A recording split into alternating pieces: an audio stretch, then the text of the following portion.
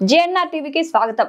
వరంగల్ జిల్లా గీసుకొండ మండలం ఎలుకుర్తి హవేలి లక్ష్మీ నరసింహస్వామి దేవాలయంలో ఎంగిలి పూల బతుకమ్మ వేడుకలు. గ్రామ ప్రజలు తమకిష్టమైన రంగురంగుల డ్రెస్సులు ధరించి బతుకమ్మను వివిధ రకాల పువ్వులతో అందంగా పేర్చి గ్రూపులుగా చేరి మధ్యలో పూలతో పేర్చిన బతుకమ్మను పెట్టి కలిసిమెలిసి చుట్టూ తిరుగుతూ బతుకమ్మ పాటలు పాడుతూ ఆనందంగా వేడుకల్లో పాల్గొన్నారు.